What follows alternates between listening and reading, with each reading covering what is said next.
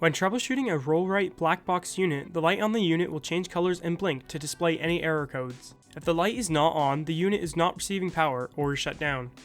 If the light is solid green, nothing is wrong with the unit. If the light flashes green once, the battery is low, recharge soon. If the light flashes green twice, the battery is nearly dead and the unit will not operate before it is recharged. If the light is solid red and the unit is at rest, the unit is in program mode.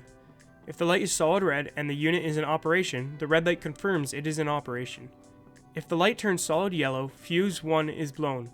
Fuse 1 is a 5 amp fuse from the board circuit. If the light blinks yellow once, fuse 2 is blown. Fuse 2 is a 5 amp fuse from the onboard relay.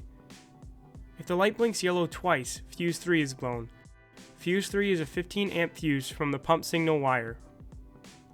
If the light blinks yellow 3 times, fuse 4 is blown. Fuse 4 is a 15 amp fuse from the work light circuit. To replace a blown fuse, first find out which fuse is blown by checking the code from the yellow light. Next, open the unit. To do so, start by removing the 10 bolts that hold the lid in place. Carefully lift the lid and unplug the switch wires if necessary.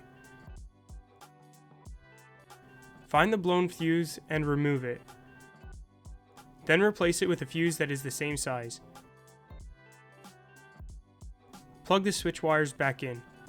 Ensure the gasket in the lid is in place in its groove. Arrange the wires so they will not be pinched as the lid is closed. Put the lid back into place and replace the 10 bolts. Tighten the bolts in a star pattern to ensure the lid is closed evenly.